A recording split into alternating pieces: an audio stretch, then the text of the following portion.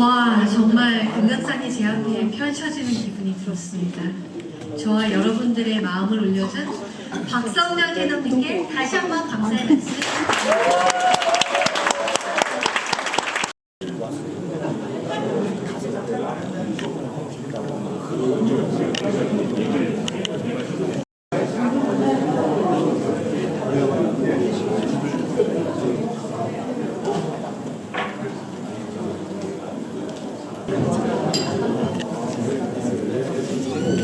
네, 곧 2023 뉴질랜드 통일정기사 강연회를 시작하도록 하겠습니다. 밖에 계신 분들 회의장으로 들어오셔서 자리에 앉아주시기 바랍니다. 강사이신 이정훈 교수님의 연단에 모시기에 앞서 교수님의 양력을 간단하게 말씀드리겠습니다. 이정훈 교수님은 영국 옥스포드 대학교에서 국제정치학 박사 학위를 취득하셨으며 초대 북한인권 국제협력대사, 외교부 인권대사를 역임하셨습니다. 현재 통일부 통일미래 기획위원회 위원장, 민주평통 인권 탈북민 지원 분과위원회 위원장으로 활동하고 계십니다.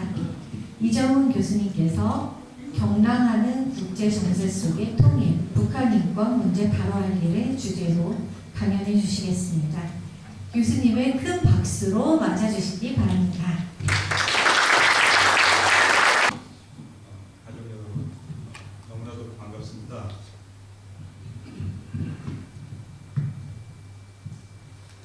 너무나도 훌륭한 이런 장소에서 여기 결혼식이 자주 있는 곳이라고 하는데 그럴 만도 없는 것 같습니다. 저도 이런 장소에서 오랜만에 이런 정장을 하고 또 폴사를 하고 하니까 잠시 제 마음이 37년 전 새 신랑으로 맞이했던 그런 기분이 좀 드네요. 너무 좋은 자리에 이렇게 불러주셔서 감사 말씀을 드리고요. 그래도 훌륭한 호주 갔다가 지금 뉴질랜드를 보는데 그런 귀중한 자리를 마련해 주신 김관용 수석 부의장님, 또 뉴질랜드에서 어제 늦게 도착을 했는데 아주 대환영을 해주신 오창민 뉴질랜드 협의 회장님, 또 홍승필 오클랜드 한인 회장님, 김창식 대사님, 또 김홍기 총영사님, 그리고 제가 알기로는 이 줌으로 연결이 돼서 또 오늘 이 자리에 같이 하시지는 못하지만 또 저기 멀리 남섬에서 12분의 우리 통통위원님들께서 줌으로 보고 계시다라고 하십니다. 그래서 일단 헬로 전하고 건강하시기를 바랍니다. 이 컴퓨터가 일로 오기로 되어 있는데 제가 올 때까지 이렇게 주섬주섬 말씀을 좀 말씀드리겠습니다. 수석 부의장님께서 사실 우리 대한민국이 자유통일과 북한 인권에 있어서 어떤 방향으로 나가야 될지에 대해 큰 그림을 이미 잘 그려주셨습니다. 저는 거기에 조금 더 보충해서 구체적으로 우리가 앞으로 어떤 상황이 어떤 상황이고 국제정세 상황에서 또 우리 한반도 상황에서 우리가 어떤 정책을 펼치며 앞으로 나가야 할지에 대한 강연을 하도록 하겠습니다. 너무 작나요? 제 목소리가? 아니요, 잘 괜찮습니까? 네.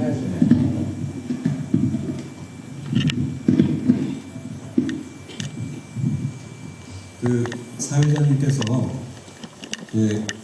경력을 이미 소개해 주셔서 어떤 말씀은 안 드리겠지만 기본적으로 제가 지금 정부 자문 활동하고 있는 영역이 북한 인권 그리고 통일 분야입니다.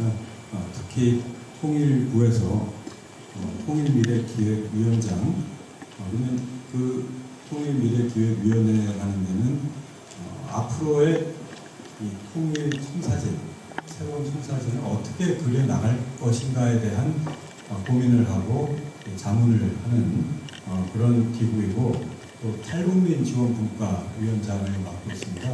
탈북민 지원 분과위라는 것은 여러분들 잘 아시다시피 2016년에 만들어졌어야 되는, 설립이 됐어야 되는데 그게 설립이 아직까지도 안 되고 있습니다.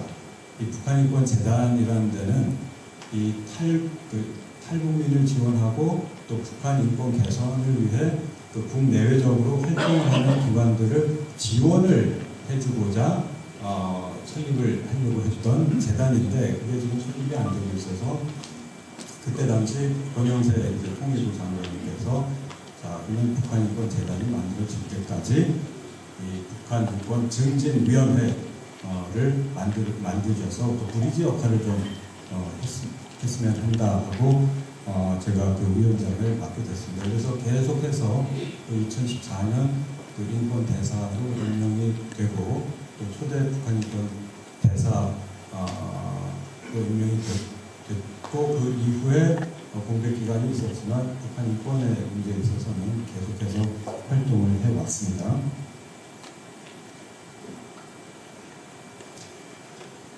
국제 정세가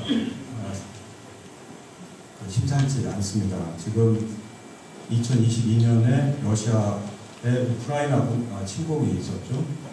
이렇게 오래 갈 거라고 생각했던 사람들이 그렇게 많지 않은 겁니다. 지금도 계속 이 장기화되어 가고 있고 또 작년 10월이죠.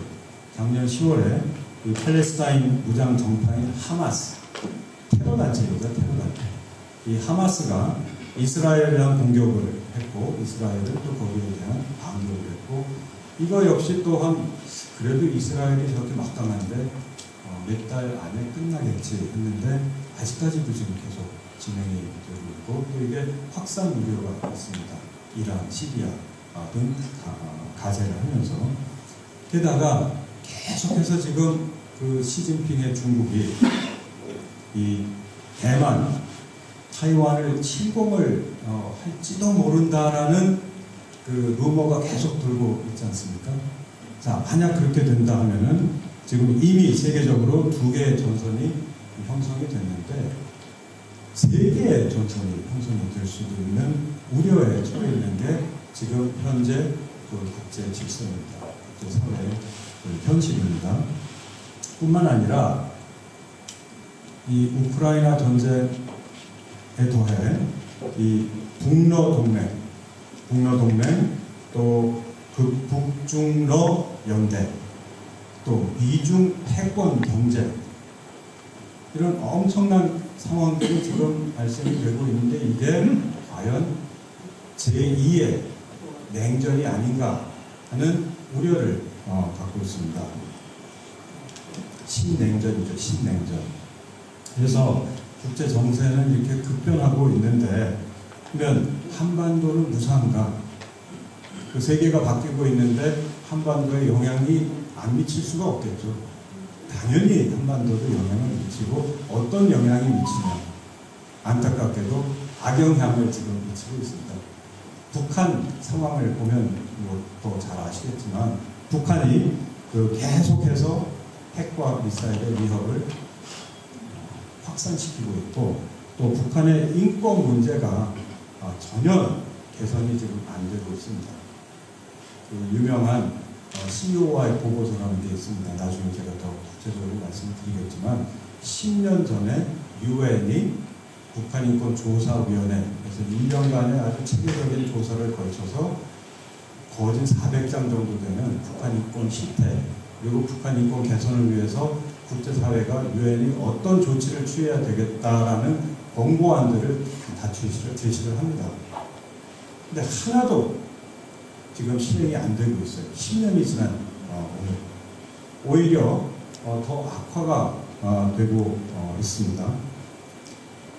가운데 뭐가 뜨는데 이걸 어떻게 죄송합니다. 이거 떠서 안 보이네.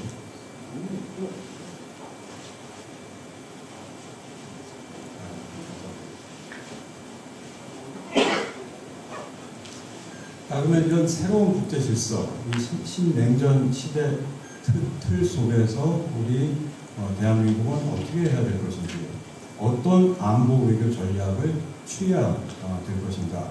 우리의 선택은 뭐가 되어야 될 것인가? 당연히 국력을 강화를 해야 되겠죠.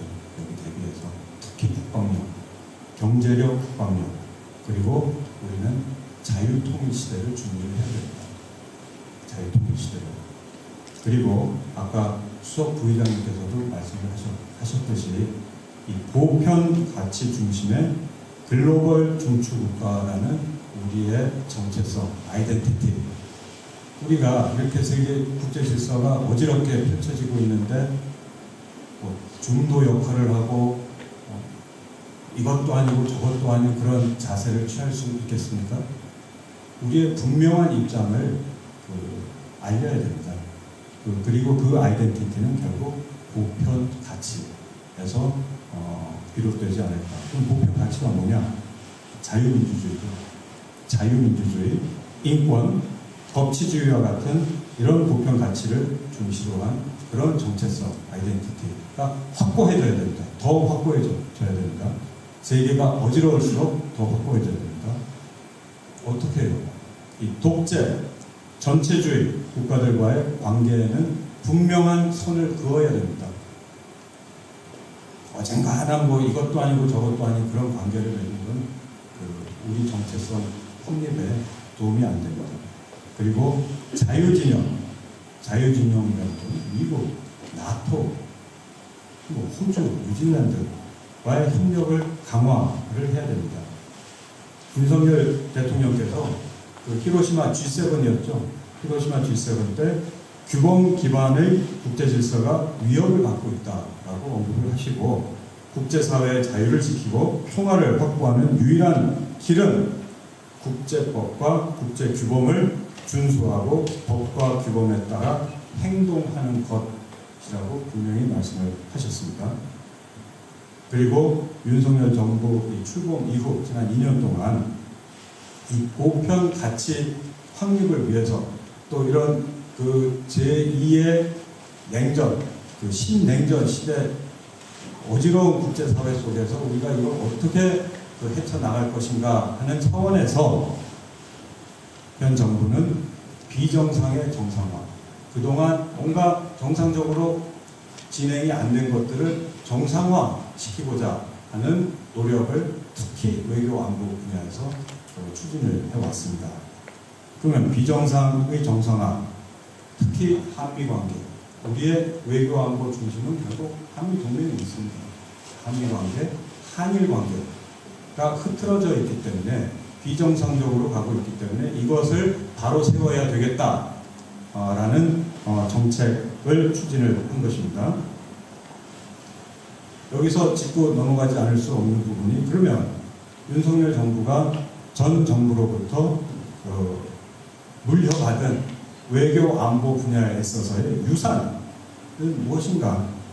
그 상황을 보자 하면 제5년 동안 이 북한과의 문재인 정부가 이 화해 협력에 집착을 해서 이 한미 동맹 상황을 봤을 때 거의 탈동조화 위기에 처해 있었다고 해도 과언이 아닐 것입니다. 탈동조화는 영어로 소위 디커플링입니다. 디커플링. 주한미군 분당군 갖고 싸웠죠. 전작권 전환 갖고 싸웠죠. 연합사 재배치 갖고 싸웠죠. 사드 배치 갖고 싸웠죠. 연합 훈련들이 대폭 축소가 되든지 취소가 되든지 연기가 됐죠. 이런 불협화음으로 동맹이 매우 불안정했었습니다. 그리고 트럼프 정부 때죠. 주한미군 철수로 이어질 정도로 아주 위험했습니다. 한일 관계는 더했죠, 사실. 문재인 대통령은 2015년 한일 위안부 합의를 파기했고 또 일제시대 강제동원에 대한 한국 법정의 판결을 지지하면서 한일 관계가 사실 당교 수준으로 갔습니다. 그러니까 미국만 아니었으면 아마 당교로 갔었을 겁니다. 그 정도로 한일 관계는 아주 최악의 상황으로 65년 국교 정상화 이후 그런 위기에 처해 있었습니다. 어느 정도였냐 하면은 무역 전쟁 기억나시죠? 트레이드. 또 2018년에는 해군 레이더 락 사건이 있었습니다.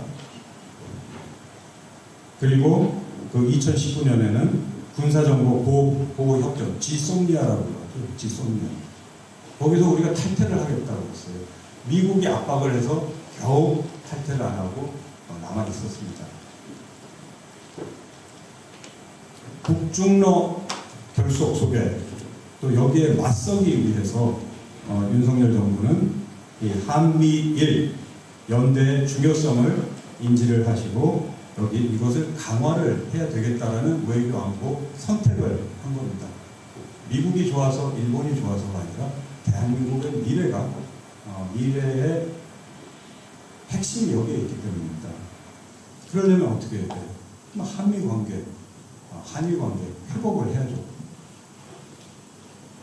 어떻게 회복을 했냐 하면 미국과의 신뢰 회복의 중심에는 이른바 워싱턴 선언이 있습니다. 그러니까 워싱턴 선언은 작년이죠. 작년 4월에 윤석열 대통령이 미국 가서 얻어낸 건데 이 선언의 핵심은 결국 미국의 확장 억제력을 강화를 하는 겁니다. 확장 억제력이라는 게 extended deterrence. 그러니까 북한은 핵무기를 가지고 있죠. 핵무기로 우리를 위협하고 있죠. 우리는 핵이 없죠. 근데 미국은 우리 보고 비확산 체제 때문에 핵을 만들지 말라고 하고 있죠. 그럼 우리 어떻게 하라는 겁니다. 어떻게 하라는 겁니까? 자, 북한이 핵 위협을 하고 있는데 미국이 우리 핵으로 막아줄게. 걱정하지 말라는 건데, 근데 그동안은 그냥 말로만 이게 무슨 우리가 어떻게 그걸 믿어요? 미국도 4년마다 정권이 바뀌는데, 그래서 이런 문서가 만들어진 겁니다. 워싱턴 선언문이라는 게. 그 확산 억제력을 강화하고 핵 및 전략 계획을 같이 논의를 하고 또 이 관리를 하기 위해서 NCG, Nuclear Consultative Group 이라는 게 신설이 됐어요. 처음으로. 자, 이 NCG라는 거는 나토의 NPG라는 게 있습니다. Nuclear Planning Group이라는 게 있어요. 거진 체계적으로 보면 똑같아요. 하나 다른 게 나토에는 미국의 전술핵이 있습니다. 미국이 전술핵이 대한민국에 있나요? 없죠, 지금은. 90년대 초까지는 있었어요. 근데 철수했습니다. 비핵화 선언하고 해서. 근데 나토에는 5개국, 그러니까 터키, 벨기에, 네덜란드, 이태리, 독일에 미국의 전술핵이 있고 또 자체적으로 나토 국가 중 영국하고 프랑스는 핵무기를 자체 보유를 하고 있습니다. 그러니까 나토 중 7개국이 핵무기를 사실 보유하고 있는 거죠. 근데 우린 그게 없죠. 그게 지금 큰 차이죠. 그래서 지금 한국에서는 자 이런 워싱턴 선언도 좋은데 이거 엄청 도움이 되는 거죠. 왜냐하면 미국의 확장 억제 개념을 처음으로 서면으로 보장을 한 거기 때문에 말만 한 게 아니라 또 굉장히 중요합니다. 그런데 지금은 괜찮은데 북한이 그 핵무기 한 30기, 40기 정도 있다 쳐요. 근데 많은 지금 싱크탱크들이 북한이 한 5년 후, 2030년 정도 되면 핵무기 200기, 250기가 될 거다라는 예측을 하고 있습니다. 그냥 아주 유명한 예를 들어서 랜드 코퍼레이션 같은 데서 또 그런 예측을 지금 하고 있습니다. 그럼 북한이 핵무기 200기, 250기를 가지고 있을 때 그때도 우리가 미국의 이런 확장 억제에만 의존해도 충분할까? 그래서 지금 핵 옵션에 대한 얘기들이 나오고 있습니다. 이 목소리들이 커지고 있는 거예요. 미국의 전술핵 들여와야 된다. 또는 핵 연료 주기, 그러니까 일본같이 재처리와 농축. 재처리와 농축을 하면은 핵무기를 만들 수 있는 기술을 가지고 있는 것입니다. 우린 둘 다 지금 못하고 있습니다. 일본은 하고 있어요. 우린 둘 다 못하고 있고. 근데 우린 원자력 발전소들이 있잖아요. 그 원자력 발전소들이 막 이렇게 해서 전기를 이제 만드는데 거기서 핵 연료를 쓰면 그 사용 후 핵 연료를 재처리를 할 수 있어야지 이 원자력 발전소도 계속 아주 싸게 좀 돌릴 수가 있고 한데 근데 이게 문제는 그 재처리를 하다 보면은 핵무기에 쓸 수 있는 플루토늄과 우라늄을 만들어낼 수가 있어요. 그리고 우라늄을 90도 정도로 그 농축을 하면 이게 핵 연료로 핵무기 연료로 쓸 수가 있습니다. 그래서 농축과 그 재처리를 못하게 하는 건데, 아니 그러면 일본은 믿고 같은 동맹인데 우리는 못 믿는 거냐? 라는 우리의 입장이 또 우리의 목소리가 지금 점점 커져가고 있습니다. 핵 옵션을 간다 해서 핵무장하는 게 아닙니다. 다만 북한이 계속 핵으로 위협을 할 때 우리가 핵 대응을 할 수 있는 그런 옵션을 갖자라는 거죠. 한일 관계도 그렇습니다. 1965년에 한일 국교 정상화가 있었죠. 그래서 그때 혜택을 받은 기업들이 이 강제징용 피해자 배상금을 출연하도록 하는 방식으로 이 문제를 매듭을 지었습니다. 윤석열 정부가. 그러니까 그 대법원의 피해자 보상 결정을 존중을 한 겁니다. 존중을 하면서 분쟁을 종식시켰어요. 분쟁을 종식시켰는데 이게 굉장히 중요한 겁니다. 이게 한일 관계에 있어서뿐만이 아니라 우리의 아이덴티티, 새로운 아이덴티티에 있어서, 왜냐? 한미일 안보 공조를 제도화할 수가 있게 됐죠. 한미일 안보 공조 어떻게 해요? 한일 간에 계속 싸우고만 있으면 한미일 공조 안 됩니다. 그럼 북한, 중국, 러시아는 지금 으르렁대고 있는데 우리 계속 그 80년 전, 100년 전 있었던 거하고 일본하고 계속 싸울 거예요. 그리고 한미일 공조를 포기할 겁니다. 그것도 더 중요한 거는 저는 이렇게 생각을 합니다. 우리가 이제 해방된 지 80년이에요. 그러면 피해자 심리에 갇혀있는 이런 국민 정서는 바람직하지 않다고 생각합니다. 대한민국은 이제 세계적인 국가입니다. 우리가 선박이든 자동차든 무슨 IT든 세미컨덕터든 다 세계 톱입니다. 지금. 요새 태어나는 요새 10대, 뭐 20대 젊은이들 저희하고 달라요. 저희는 그 진짜 못 사는 대한민국에서 태어났지만 요새 태어난 그 아이들은 진짜 잘 사는 대한민국에서 태어났거든요. 우리하고 사고가 다릅니다. 이런 피해의식이 많지가 않아요. 요새 젊은 일본 애들은 젊은 한국 젊은이들을 보고 더 잘 사는 국가의 젊은이들이라고 생각들을 합니다. 그런데 아직도 이런 피해의식에 갇힌 또 증오를 자꾸 심는 거는 저는 우리 국민 정서에 바람직하지 않다고 생각을 합니다.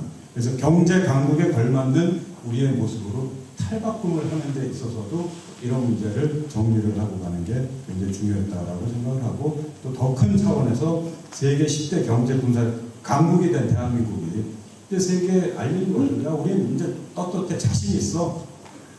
제가 베트남 가서 들은 얘기인데, 베트남하고 우리가 이제 그 수교를 할 때, 우리가 베트남 전쟁 때 월남 투병 많이 했었잖아요. 그리고 아주 잔혹한 그런 스토리도 많이 듣고, 수교를 하면서 우리 측에서 먼저 우리 국교 정상화 하는데 그 합의문에 우리 좀 자가문이라든지 이런 게 좀 들어가야 되는 거 아니냐 하고 우리가 그랬더니 베트남 측에서 무슨 소리냐, 니들이 이겼냐. 우리는 중국하고 천년 전쟁에서도 이겼고, 프랑스도 손들고 도망갔고, 미국도 결국 포기하고 도망갔고, 아니 너희들도 뭐 와서 미국을 좀 도왔지만 이겼냐? 그런 거 다 필요 없다. 얼마나 대국스러워요.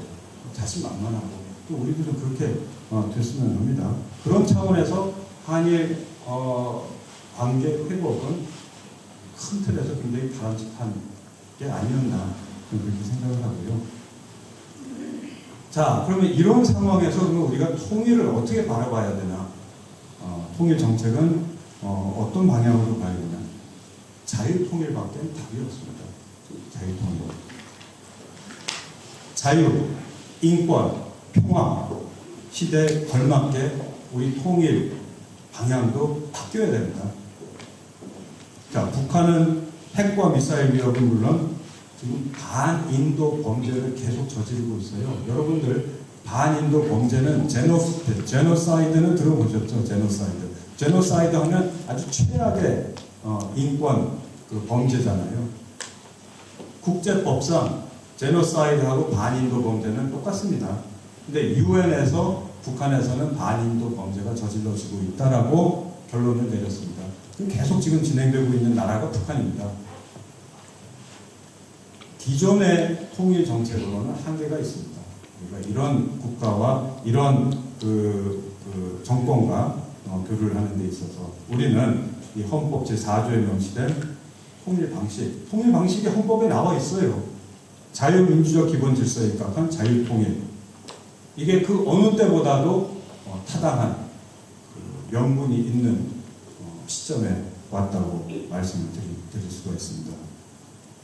자유민주 통일을 대신할 제3의 대안이 있습니까? 우리가 김정은 그 체제 하에서 그런 통일을 이룰 거예요?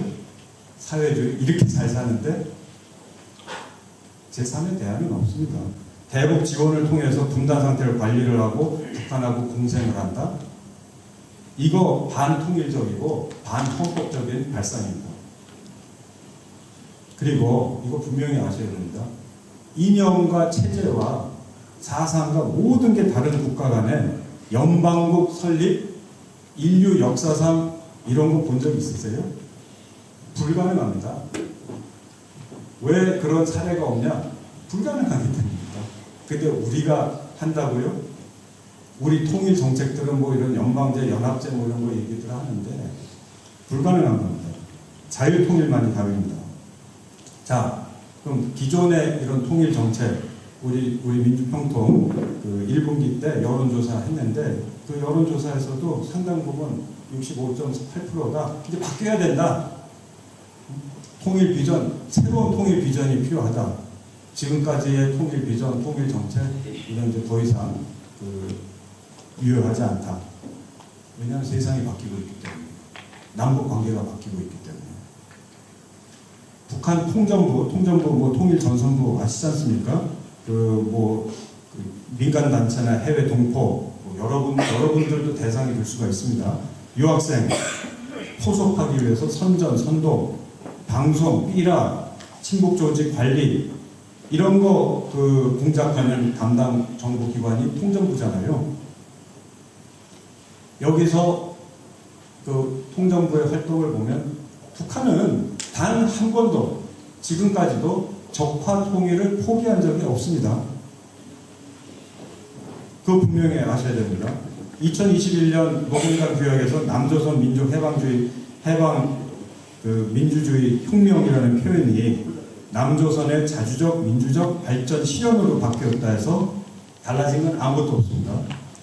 북한의 통일전선 전술을 통한 간접 통일, 적화 통일 전략이 핵무기 위협을 갖고 직접 적화 통일을 하겠다라고 바뀐 것일 뿐입니다. 이제 무력으로 선전 선동이 아니라 무력으로 통일, 적화 통일을 이루겠다라고 바뀐 내용이 이 노동당 규약이 바뀐 내용입니다. 북한 상황, 북한이다. 김정은 정권 점점 더 심해지고 있습니다. 지금 지난해 연말과 올해 초 남북관계 민족 내 관계가 아니라 우리 민족 관계가 아니래요. 이 적대적 두 국가 관계라고 이런 반통일적이고 반민족적이고 반평화적인 선언을 김정은이가 했습니다. 또 우리를 불변의 주적이라고 표현을 했고 요새 수천 개의 오물풍선을 보내고 있잖아요. 이게 말이 됩니까? 국가가 이런 짓을 한다는데 외국 나가서 외국인들 납치하고 오물풍선 보내고 이게 국가가 할 일입니까? 깡패 집단이나 할 일이지.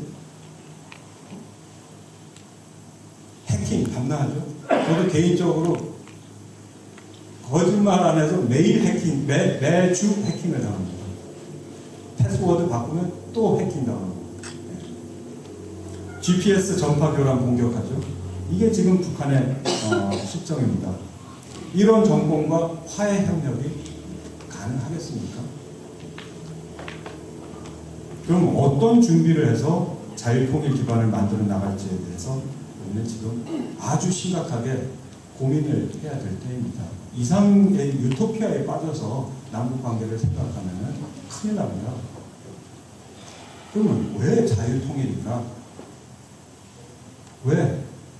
아니 이렇게 우리는 잘 살고 북한 아시잖아요. 이미지 세텔라이트 이미지 같은 거 보면은 전역 사진 보면 북한은 아주 시커멉니다. 정리가 없어요. 대한민국 아주 환하게 밝혀지고 있어요.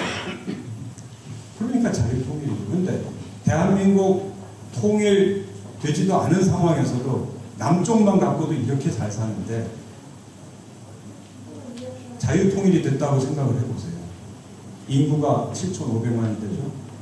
자원이 풍부해지죠. 북한의 위협 걱정할 거 없죠.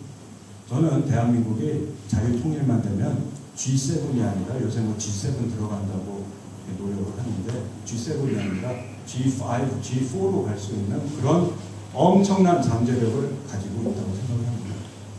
그 잠재력의 중심은 다 여러분 같은 분들이 있는 겁니다. 그렇게 대한민국 민족이 위대해요. 북한은 안타깝게도 김씨 왕조 때문에 그게 실현이 안 되고 있는 거죠. 근데 통일이 되는 게 실현이 됩니다.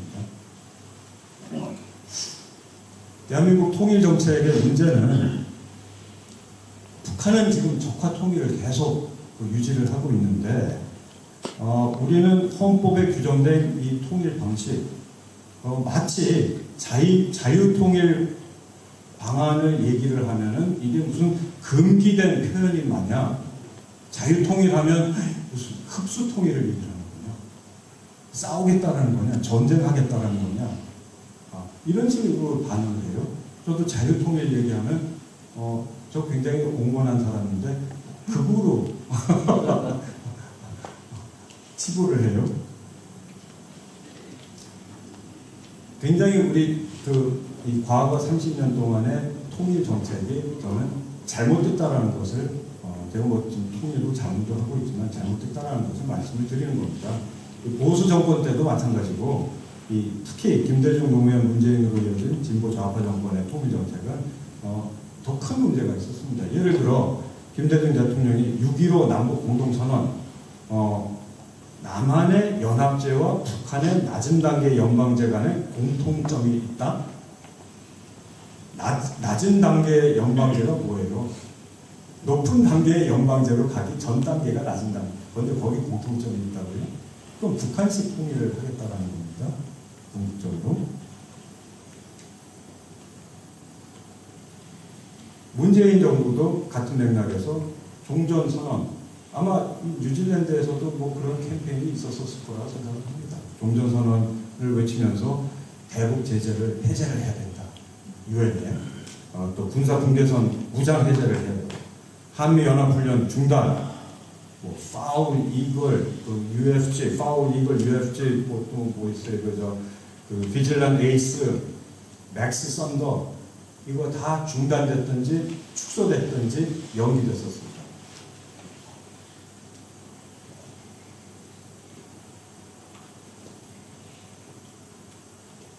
그동안 이 통일에 대한 방법론은 주로 북한에서 제시가 됐어요. 북한에서 제시가 됐는데 60년대에는 남북연방제, 70년대에는 고려연방제, 80년대에는 고려민주연방공화국, 90년대에는 낮은 단계의 연방제. 다 북한에서 제시된 겁니다. 근데 문제는 어떤 시대에 어떤 방식이든 북한의 통일에 대한 인식과 목표는 우리랑 확연히 다릅니다. 어떻게 다르냐? 그들은 조국 통일이 제국주의 침략자와 미제 앞잡이를 반대하는 민족 해방 혁명의 수단이라고 통일을 보고 있습니다. 이 조선노동당 규약을 보자고요. 당면 목적은 공화국 국방부에서 사회주의의 완전한 승리를 이룩하며 정복적 범위에서 민족 해방과 인민민주주의 혁명과학을 완수하는 데 있으며 최종 목적은 온 사회의 주체 사상화와 공산주의 사회를 건설하는 것. 조선노동당 규약입니다.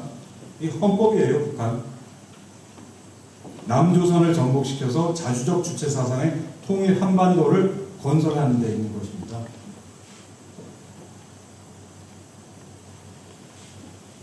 그 시간상 제가 뭐 간단하게 요건 넘어가겠습니다. 자, 남조선의 혁명의 실천 수단입니다. 70년대의 고려 연방제 보세요. 기업 비동맹 원칙, 한미 동맹 어떻게 하라는 거예요? 파기하라는 거죠. 그리고 비읍 보세요. 고려 연방제가 되면 정치활동, 출판, 정보, 종교신앙, 여행과 이주의 자유 보장. 여러분들 2024년 지금 북한에서 이런 자유가 있습니까? 택도 없죠. 80년대 고려민주연방공화국 하나의 통일국가 통일정부에 대한 구상 아예 3가지 조건이 있어요. 주한미군 철수, 국가보안법 폐지, 남한 내의 공산당 합법화, 국내 종북 세력들이 요구하는 것과 일치합니다.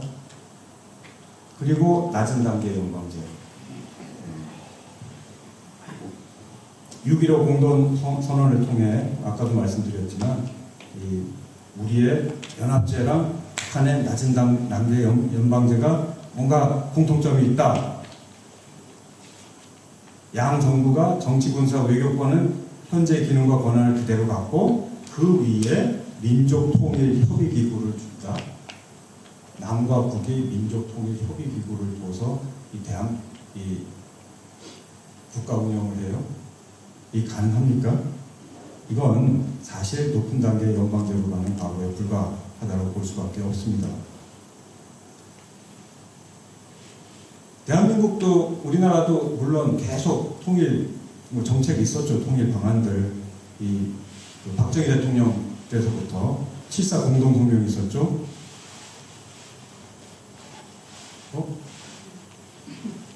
죄송합니다.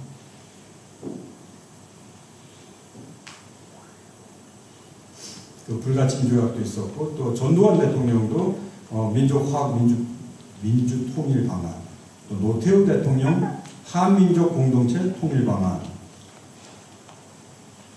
그리고 이 한민족 노태우 대통령의 정부의 한민족 공동체 통일 방안을 계승을 해서 김영삼 정부가 민족 공동체 통일 방안이라는 걸 만들었어요. 지금 30주년입니다. 올해.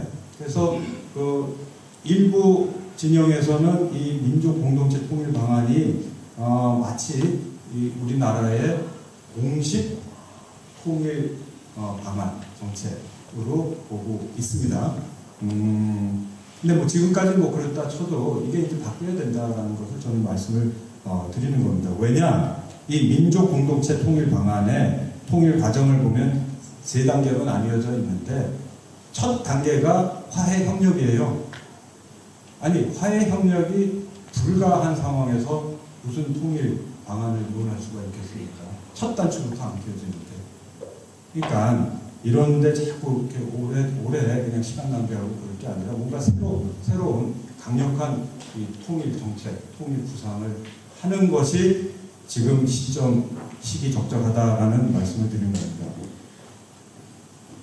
뭐 물론 제가 이건 뭐 다른 정권들 다 뭐 통일 정책들이 있어요. 이명박 정부 때도 비핵 개방 3천, 박근혜 정부도 드레스덴, 문재인 정부는 뭐 종전선언 중심으로 뭐 정상회담도 3차례나 있었고 뭐 등등. 근데 결과는 북한의 핵무력 증강, 그리고 도발, 계속되는 도발, 북한 인권 약화, 한미동맹 약화, 그런 결과를 초래를 했습니다. 이 사례를 보는 게 굉장히 중요한데요. 국제사회에서, 특히 국제법상 분단국 통일 사례, 뭐 분단된 국가가 통일된 경우들이 이렇게 많지가 않아요. 독일, 베트남, 예멘. 자, 통일 독일을 보자고요. 이 독일 통일에 대해 잘못 이해하고 있는 3가지가 있는데요. 첫 번째가 이 독일 통일이 이 민주 소독과 공산 동독이 서로 협의를 해서 합의를 한 통일이다. 사실 아닙니다. 두 번째, 기민당의 헬무 콜이 산민당의 브란트의 오스트폴리틱 개방 정책이죠. 그걸 계승을 해서 통일을 이뤘다. 사실 아닙니다. 세 번째, 통일 전에 소독이 동독에 대한 엄청난 경제 지원을 했다. 경제 지원한 건 맞는데 무분별한 경제 지원한 거, 현금 들어가고는 건 없습니다. 그러니까 결국 사실이 아닙니다. 독일의 통일은요, 공산체제 붕괴로 이루어진 것입니다. 89년 동독인들이 소독으로 대규모 탈출을 했고 또 그 탈출로 인해 동독의 민주혁명이 일어났고 선거가 있었고 그 선거 이후 공산 정권과 베를린 장벽이 붕괴가 됩니다. 그 이후에 소독이 이 동독의 5개 주를 소독으로 편입을 시키면서 이루어진 게 독일 통일이에요. 우리가 흔히 얘기하는 흡수 통일이죠. 민주화, 우선 민주화가 되고 그 다음에 흡수 통일이, 그 편입 통일이 된 겁니다. 베트남 73년에 휴전협정이 있었죠. 어떻게 됐어요? 2년도 안 돼서 2년 조금 지나서 바로 공산화 되지 않습니까? 자, 그러면 73년에 이렇게 빨리 공산화가 될 거라고 생각을 했을까요? 이 73년에 휴전협정 했을 때 이게 무슨 영어로 하면은 Agreement on Ending the War, 종전, 그리고 Restoring Peace in 베트남이에요. 평화가 다시 정말. 그게 어디 있어요? 74년 1년 만에 그 민족해방전선이 공세를 시작을 하면서 결국 사이공이 함락을 합니다.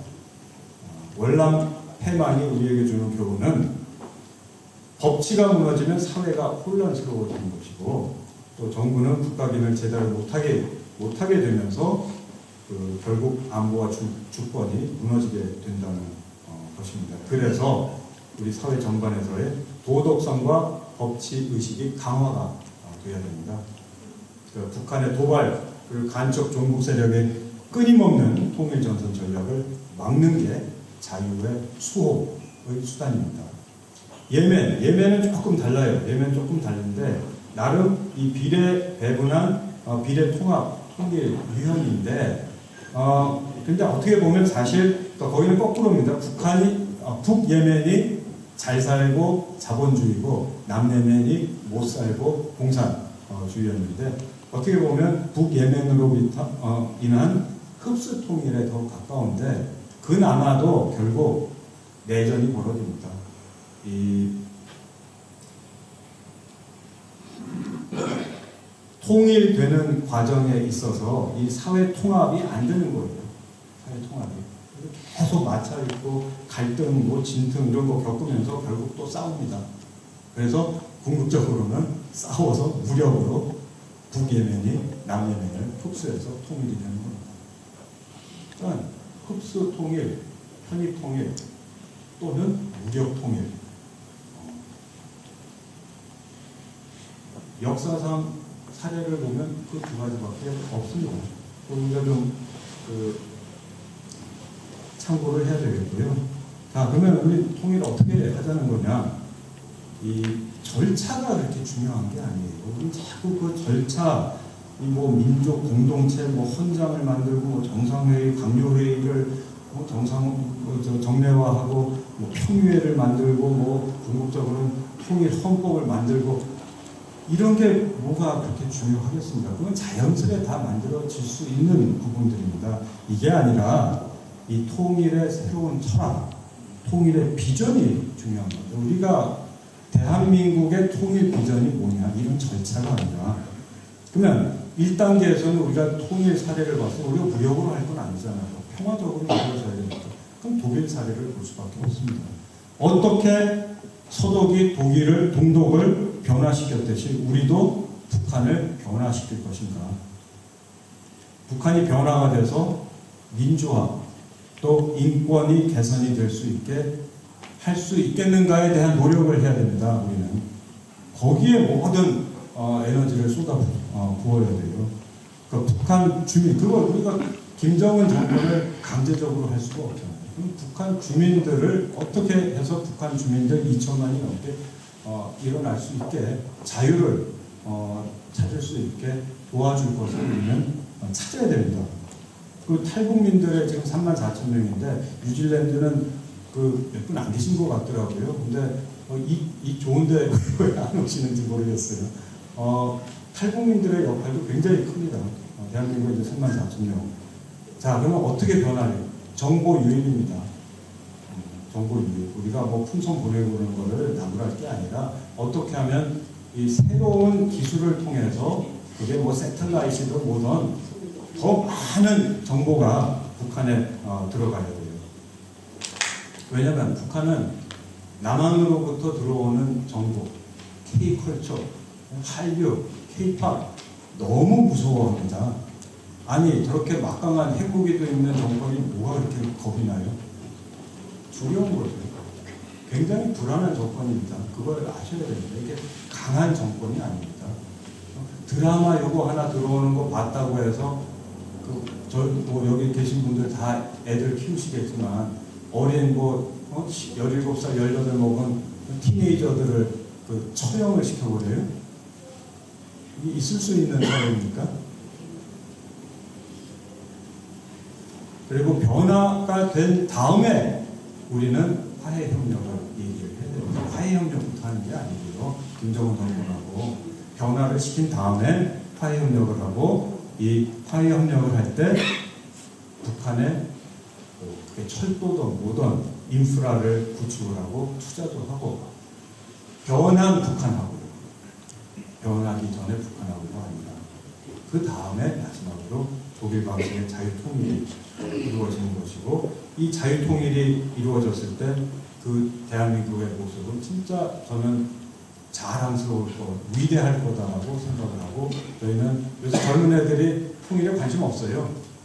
근데 이런 우리 미래의 대한민국의 통일, 자유통일 대한민국의 모습을 알려줬을 때 그때 좀 관심을 갖지 않을까 저는 그렇게 생각을 합니다. G5 경제대국, 뭐 IT 군사대국, 문화강국, 자유무역과 시장의 허브, 저는 우리가 대형 싱가포르 같이 될 수 있을 것 같다라는 생각을 합니다. 싱가포르는 너무 작아요.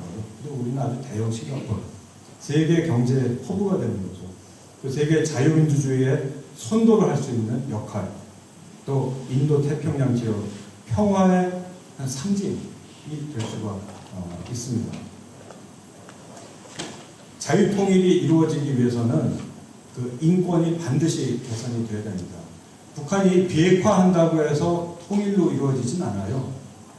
그러나 인권이 개선이 됐을 땐 100% 통일된다는 보장을 제가 드릴 수가 있습니다. 그래서 김정은 정권이 인권 개선을 아주 그냥 딱 막고 못하게 하는 거예요. 위협이니까. 아까 이 COI 보고서도 말씀을 드렸습니다. 반인도 범죄를 미안하지만 다시 한번 이 전 정권에 대해서 얘기를 안 할 수가 없는데 특히 북한 인권 문제에 있어서는 너무나도 실망스러웠습니다.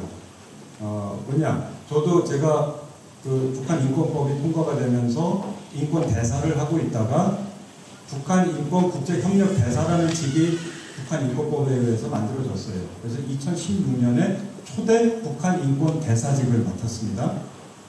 그런데 아시다시피 2017년에 박근혜 대통령이 탄핵이 되잖아요. 그리고 이제 문재인 정부가 들어서고 그 제 후임은 저도 이제 당연히 관뒀죠. 근데 5년 동안 제 후임을 임명을 안 했습니다. 대한민국에 5년 동안 북한 인권 국제협력 대사가 없었어요. 윤석열 대통령이 되면서 비로소 2대 북한 인권 대사가 임명이 됩니다.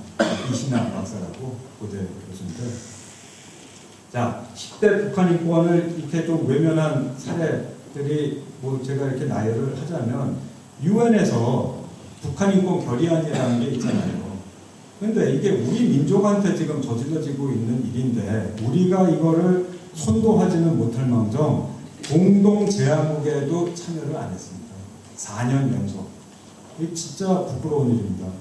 그 북한 인권법을 이행을 안 했습니다. 북한 인권재단 출범을 안 했죠.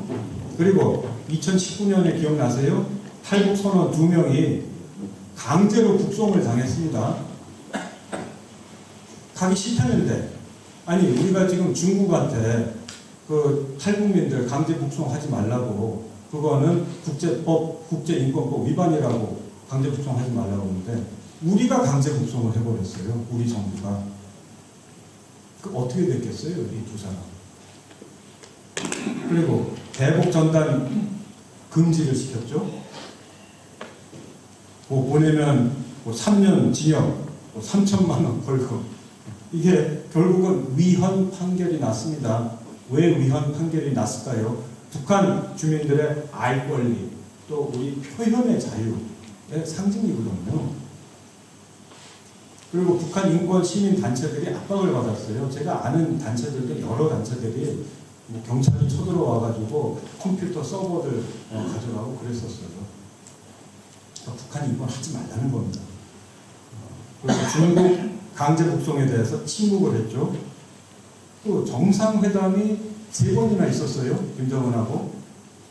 단 한 번도 북한 인권을 언급한 적이 없습니다.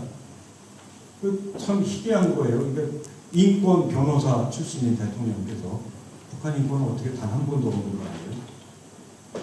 그 정부 관련 부서, 뭐 통일부, 외교부, 국정원,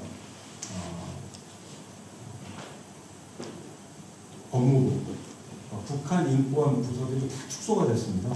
활동도 줄어들고요. 그리고 트럼프 대통령 그 대북 인권 정책을 유턴시켰어요. 트럼프 대통령이요, 초기에는 기억나세요? 그 탈북자들 그 화이트하우스에다 초대도 했었고, 연두교섭 때 그 지성호 그 탈북자 또 초대를 해서 그 지성호 지금 그 의원도 했었죠. 자기 크러치를 들고 이렇게 막 환호를 한 적도 있었는데, 그랬었었는데 북한이 비핵화한다라고 이 두 분이, 정의용 국가안보실장하고 당시 서훈 국정원장이 김정을 만나고 와서 트럼프한테 비핵화 확실하게 한다. 그리고 트럼프 대통령 당신을 만나고 싶어 한다. 그래서 트럼프가 완전히 유턴했어요. 로켓맨하고 그랬었지 않습니까? 네? 네. 그리고 10번째 2022년 서해 공무원 피살 사건이 있었죠. 근데 이게 자진 월북을 했다라고 자꾸 그렇게 하네요. 가족이 아니라는데, 네. 그럴 일이 없다라는데, 근데 왜 이걸 자꾸 은폐, 조직적으로 은폐를 했는지 이런 의문이 아직 제대로 안 풀렸어요. 이건 그 제일 나눈 대로 10대 북한 인권 외면 방해 사례라고 봅니다. 올해가 COI 보고서 10주년입니다. 굉장히 의미가 있는 해인데, 이 반인도 범죄를 어떻게 하면 조금이라도 그 개선을 시킬 수 있을지, 규탄하고 또 국제회의하고 이제 불충분해요. 10년 전에도 뭐 얼마 많이 했었습니다. 근데 10년이 된 지금 똑같이 그 한다는 거 말이 안 되고, 자, 그럼 10년 후에 2034년에 우리가 COI 보고서 20주년 얘기하면서 똑같은 얘기 할까요? 그럼 뭐가 문제냐? 그러면 앞으로 또 10년 동안 북한 주민들은 저런 폭정 속에서 또 더 살아나가야 된다는 건데, 그렇기 때문에 이제 그냥 언급하고 규탄하고 이런 선을 넘어서 아주 확고한 액션 플랜들이 필요합니다. 이 강한 정치적 의지가 필요한 거죠. 제가 몇 가지만 예를 들겠습니다. 뭘 할 수 있겠는가? 북한인권재단 출범이 안 되죠, 지금. 국회에서 민주당이 반대를 하니까. 그러면 미국에 있는 NED라는 기구가 있어요. NED는 전 민주주의 기금인데, 지금 우리 시민단체들이 미국 가서 국무성하고 이런 NED한테 돈을 타서 쓰고 있어요, 활동하는데. 이게 말이 됩니까? 북한 인권을 하는데 미국이나 뭐 영국이나 뭐 뉴질랜드 단체들이 우리 정부한테 와서 돈을 타서 활동을 해야죠. 거꾸로 됐어요. 그래서 어떤 방식으로든 이런 NGO와 흡사한 기관을 만들어야 된다. 북한 인권 활동하는 시민단체들을 지원을 해주기 위해서.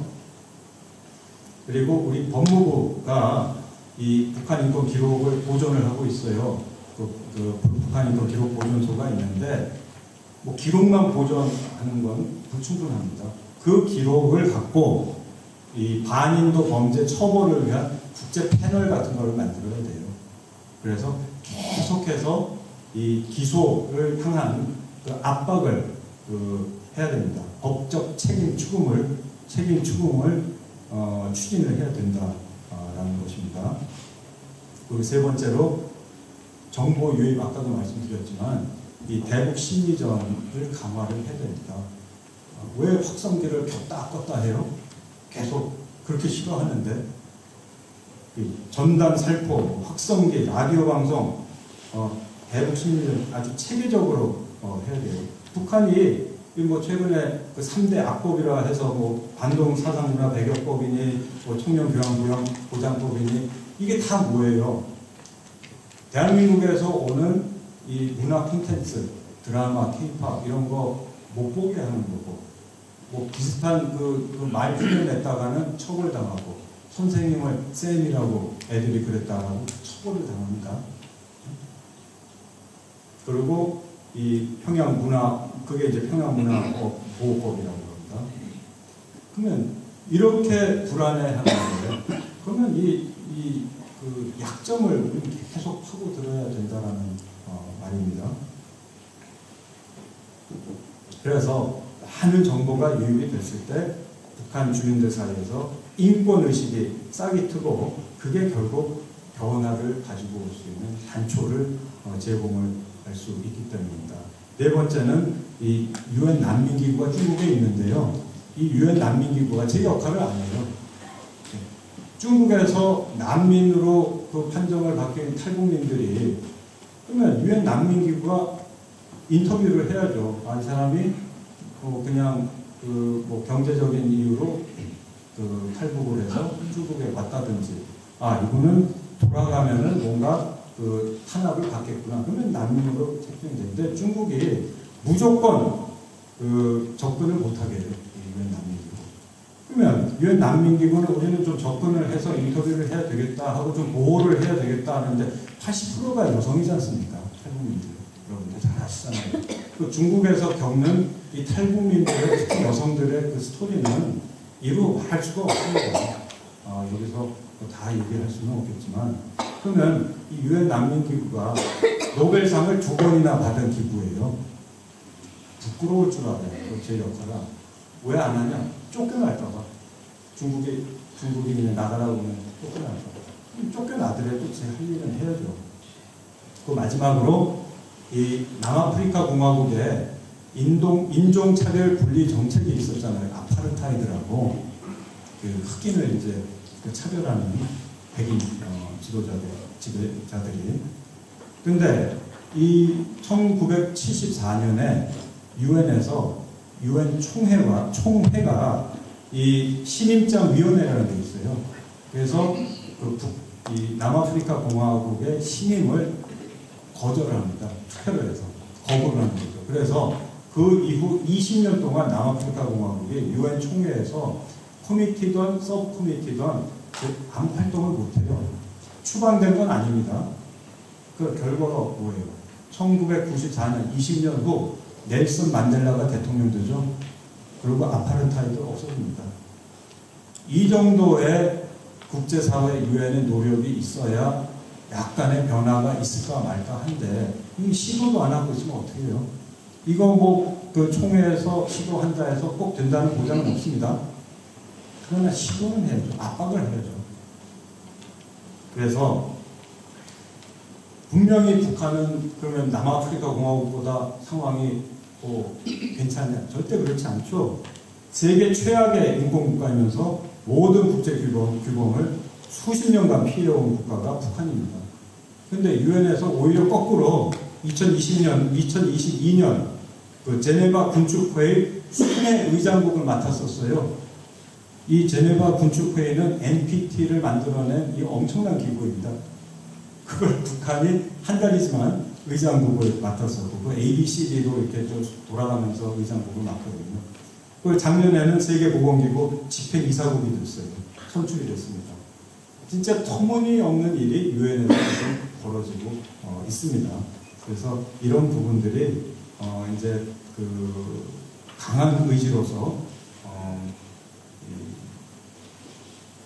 우리 정부가 주도를 해서 이제 막는 이런 방향으로 가야 되겠고, 북한 내부 변화를 어떻게 시킬 것인지, 어떤 정보를 어떻게 보낼 것인지, 그거를 고민을 하고 결국 궁극적으로는 자유통일을 이루어서 이 모든 문제의 답은 하나밖에 없습니다. 자유통일입니다.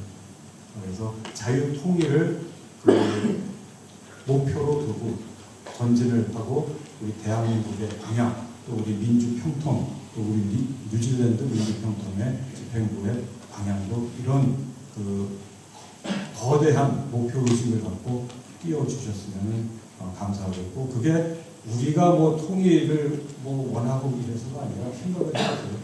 자유통일이 돼야지 우리 2천만이 넘는 우리 민족이 해방이 되는 겁니다. 폭정 속에서. 그래서 자유통일을 꼭 이루어야 된다는 말씀을 드리고 이만하겠습니다. 감사합니다.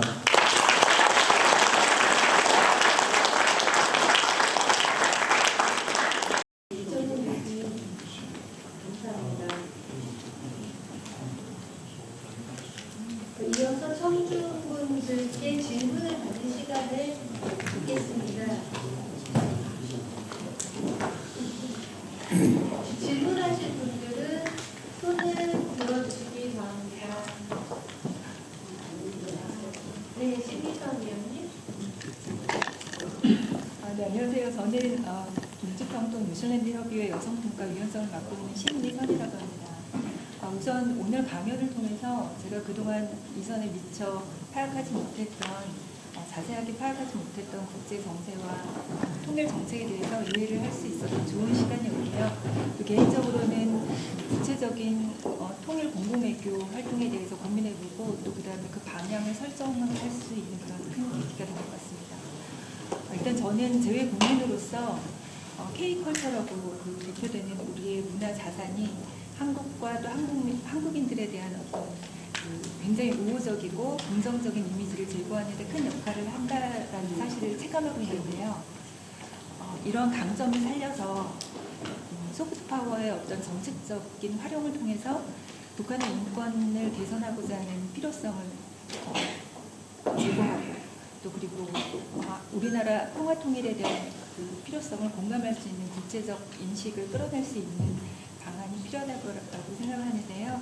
이에 대해서 교수님께서 어떤 실천적인 방안이나 구체적인 사례가 있는지 의견과 함께 말씀드립니다.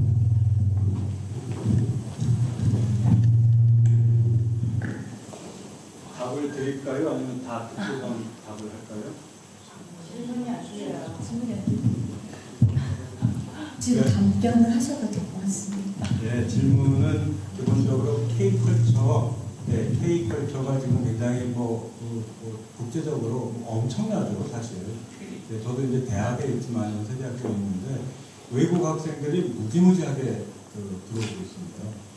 제가 운영하고 있는 국제학대학원이라는 데는 전체 학생 수가 540명인데 450명이 외국 학생들이에요.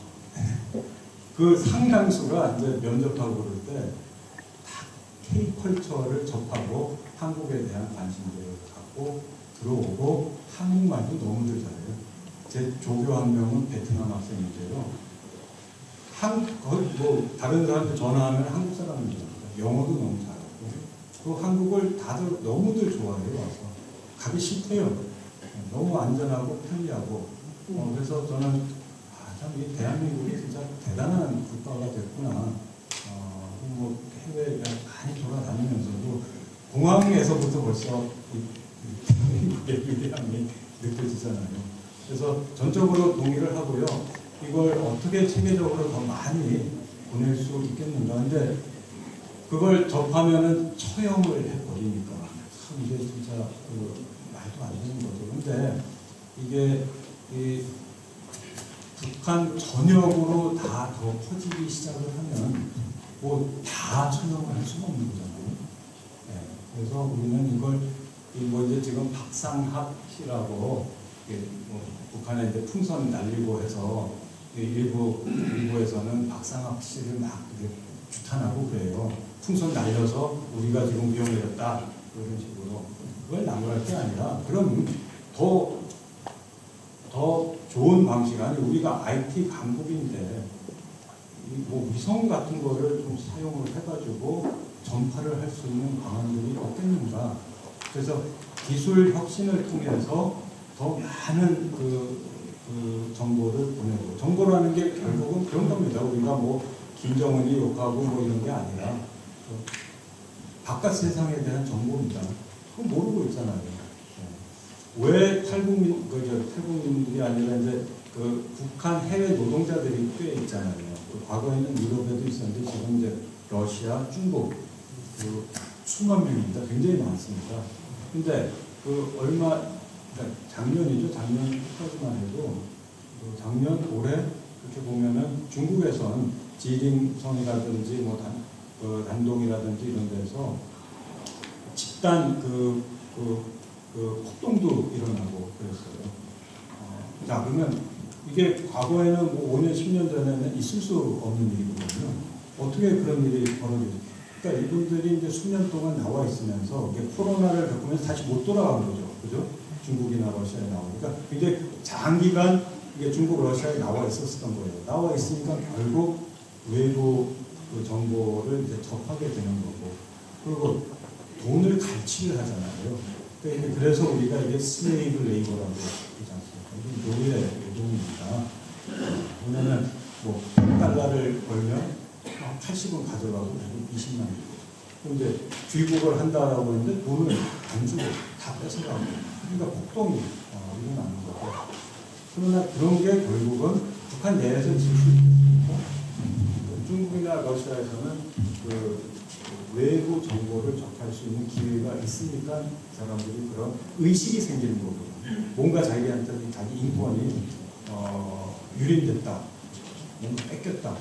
그래서 이제 북한 내에 있는 도구들에도 정보를 최대한 많이 보낼 수 있는 방안들을 특히 이제 신기술을 통한 사실 지금 연구를 계속 하고 있습니다. 오히려 미국하고 독일에서 더 많이 하고 있어요. 그래서 우리도 지금 한국에서 하고 있는 기관들이 있습니다. 교수님 질문 있습니다. 예. 다음 질문 네. 저희 이거 승진이 하세요? 네, 청년문화위원장 윤근채입니다. 네, 저희 이번 제가 이민 와서 이렇게 북한 인권에 대해서 이렇게 공식적으로 이렇게 강의를 들어본 것에 대해서 굉장히 감격스럽게 생각을 하고요. 저는 북한 인권법에 대해서 좀 질문을 드리고 싶습니다. 2004년에 미국에서 북한 인권법이 제정이 되고 2006년에 일본에서 제정되고 우리나라가 16년에 제정된 걸로 알고 있는데요. 아까 말씀하신 대로 북한 인권재단이 민주당이 아직 이사 선임을 안 해서 안 되고 있는 걸로 알고 있습니다. 그래서 아까 말씀하신 미국에서 하고 있는 그 특별기구 NED라는 걸 말씀을 하셨는데요. 그와 비슷한 것을 우리도 재단을 설립해야 제가 지금 한국에서부터 한 20년 정도 탈북자를 사역을 하고 있는데요. 한국에서도 해왔고 여기 와서도 꾸준히 지금 하고 있는데 실제적으로 이제 뭐 미국 가서 등을 탈 수는 없지만 우리끼리 이제 알아서 하는 그런 단체랑 계속 활동을 하고 있습니다. 그런데 미국 NED와 비슷한 단체를 한국에서 이제 설립을 할 가능성이 있는지 또 어떻게 그게 가능한 건지 좀 구체적으로 부분 좀 듣고 싶습니다.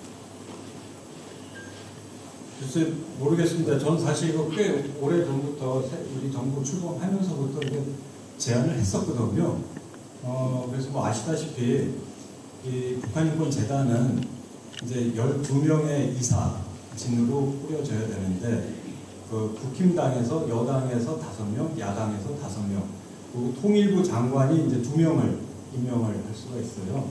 그래서 저는 이제 당시 권영세 통일부 장관이 임명을 했었어요. 그래서 저도 이제 거기 이사가 있는데, 근데 민주당, 국힘당에서도 5명 선출했고, 근데 민주당에서 지금 5명을 안 보내는 거죠. 그러니까 지금 이게 출범 자체가 지금 안 되는 거죠. 그리고 이게 이사회가 출범이 돼야지 사실 이제 이사장도 그 이사회에서 뽑는 거거든요. 그거 자체가 지금 안 되고 있어서 이거는 지금 뭐 이번 국회는 내가 보기엔 지난 국회보다도 더 상황이 악화가 됐기 때문에 이게 뭐 통과가 될 거다라고 기대하는 거는 좀 무리일 것 같고요. 글쎄요, NED 같은 게 뭐 지금 뭐 엄청난 뭐 1,000억 단위의 무슨 그 예산이 필요한 게 아니잖아요. 아시다시피 북한인권재단을, 그러니까 북한인권법이 통과되고 통일부에서 3년 동안 3년 연속 이 북한인권재단 사무실도 설치를 했었어요. 네, 마포에. 그리고 예산을 따로 배정을 했었습니다. 네. 그 예산이 첫 해는 조금 적었는데 2년차, 3년차에는 100억이 넘었어요. 100억이 넘었었는데 못 쓴 거죠, 결국. 왜냐하면 재단 자체가 출범을 안 하니까, 못 하니까. 근데 그러니까 그 정도 예산이거든요. 뭐 100억, 뭐 200억. 그래서 이거를 왜 모르겠습니다. 남북 통일 기금이라든지 뭐 어떤 다른 활동을 통해서 NED 같은 그 기관을 만들어서 그 역할을 해야 된다라고 저는 계속 주장을 했고 자문을 하는데, 제가 전문가 아니고 저도 그냥 자문만 할 수 있는 그런 입장이기 때문에 모르겠습니다. 우리 민주평통의 수석 부의장님께서 또 그런 거를 좀 말씀해 주실 수 있으면은 도움이 될 수도 있죠. 방법은 저는 있을 거라고 저는 생각을 해요. 아니 모든 게 그냥 국회에서만 이루어지는 게 아니잖아요. 정부 차원에서도 할 수 있는 게 분명히 있다고 생각을 합니다. 질문하실 분은 손을 먼저 들어주시기 바랍니다. 네, 청년.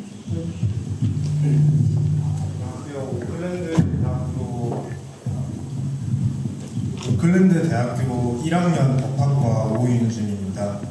한국에서조차 접할 수 없는 이런 강연을 통해서 새로운 정보들을 접할 수 있어서 정말 영광이었고요. 그 인지도에 관해서 질문을 몇 가지 드리고 싶습니다. 2023년 8월 통일 의식조사 결과에 따르면 통일이 필요하다고 대답한 비율이 2007년 해당 설문조사가 시작한 이래로 가장 낮은 것으로 보여지는데요. 특히 젊은 세대들은 한국이 이제 살만해졌는데 통일이 돼서 북한 주민들까지 우리가 돌봐야 되느냐 같은 답변으로 대한민국 헌법 제3조 그리고 말씀하신 북한 인권 문제 등을 외면하는 그런 의견들을 보이는데요. 또 일각에서는 통일과 관련한 헌법 조항을 수정해야 되지 않느냐 하는 그런 급진적인 주장도 나오고 있습니다. 이러한 인지도 부족에 대한 원인은 무엇이라고 분석하십니까? 우리 오인순 학생은 통일에 대해 관심 수위가 어느 정도라고 본인이 평가를 하세요? 관심이 있었어요? 네, 저는 예전부터 한국 정치 그리고 통일에 대한 관심이 있었지만 뉴질랜드에서도 마찬가지고 한국에서도 저와 비슷한 또래 친구들 그리고 학우들은 많이 관심이 없는 듯해서 질문을 드리고 싶었습니다. 네, 맞습니다. 지금 관심이 없어요. 관심이 없는데 이 인지도를 좀 확산시키기 위해서 그래서 저희 통일부 통일미래 비전 위원회에서도 이렇게 좀 새로운 통일 비전을 마련을 한 겁니다. 저는 어제 강연에서도 말씀을 드렸듯이 두 가지만 생각을 하면 왜 통일이 중요한지. 그래서 이제 우리한테 뭐 득이 되고 뭐 마이너스가 되고 이런 걸 생각을 하실 게 아니라 북한 주민들을 좀 생각을 해보세요. 아마 여기 실향민 가족분들도 계실지는 잘 모르겠습니다. 근데 뭐 저희 아버님도 사실 이북 출신이시고 굉장히 많잖아요. 이산 가족도 많고. 근데 이산 가족 아니더라도 2,000이 넘는 2,500만 가까운 북한 주민들이 그 생활을 좀 상상을 해보세요. 평양에 살고 싶다고 해서 평양에서 살 수 있습니까? 뭐 뉴질랜드 그 여행 가고 싶다고 해서 갈 수 있나요? 하루 3끼 밥을 먹을 수가 있습니까? 아직도 굶어 죽고 있죠, 사람들이. 그래서 자유통일을 통해서 지금 우리 민족이 겪고 있는 80년 동안 이거를 우리는 이제 이렇게 잘 사는데 우리가 도움의 손길을 좀 제공을 해야 되는 것이 아닌가. 그래서 이제 통일이 중요한 거고. 그리고 두 번째, 아까도 이제 말씀드렸듯이 자유통일을 이룬 이 대한민국의 모습, 이제 MZ 세대시죠. 예, 대한민국은 진짜 대단한 나라입니다. 저도 이제 세계 많이 돌아다니지만 이렇게 작은 나라가 이렇게 짧은 시간 내에 이렇게 엄청난 그 국력을 갖는다는 게 흔치 않습니다. 근데 통일이 되면 한 단계 더 넘어서 미국, 중국, 영국, 일본 이런 수준으로 이제는 갈 수가 있다라는 거죠. 여러분들 지금 올림픽 한참 파리에서 진행 중인데 뭐 앞으로 조금 내려오겠지만 우리가 지금 뭐 탑5 들어있잖아요. 기분 좋잖아요. 네. 근데 우리 국력이 이제 그렇게 갈 수가 있다라는 겁니다. 자유통일이 되면. 그러니까 여러분들 세대는 앞으로 수십 년 동안 그런 세계 최강 국가의 국민으로서 얼마나 뿌듯해요. 자랑스럽고. 그런 국가를 만들고 싶지 않으세요? 여러분들? 네, 그거 만들 수 있어요. 근데 분당국으로서는 그 한계가 있습니다. 코스트가 너무 커요. 그래서 빨리 자유통일을 이루어서 그런 엄청난 위대한 자랑스러운 국가의 국민이 될 수 있겠다라는 자긍심을 젊은 사람들이 갖고 관심을 가졌으면 하는 게 제 희망입니다. 네, 질의응답 마치도록 하겠습니다. 시간 관계상 모든 분의 질문을 받지 못한 점 양해 부탁드리겠습니다. 죄송합니다. 경랑하는 국제정세 속의 통일, 북한 인권 문제 바로 알기를 주제로 강연을 해주신 이정훈 교수님께 다시 한번 큰 박수를 부탁드립니다. 이제 기념사진 촬영이 있겠습니다. 참석자분들은 위원님들의 안내에 따라서 자리를 정리하여 주시기 바랍니다. 네, 여러분 죄송합니다. 밤새도록 받을 수도 있지만 저희가 이 계약한 그 시간이 되어 있기 때문에 여러분들 저녁 식사를 하시려면은 이 자리를 비워주고 옆자리로 이동을 해야 됩니다. 그러니까 이런 부분을 좀 이해해 주시고요. 조금 아쉬운 점이 있더라도 개인적으로 이종훈 교수님이 여기 계시니까 여러분들이 질문을 하셔서 좋은 해답을 드리시면 고맙겠습니다.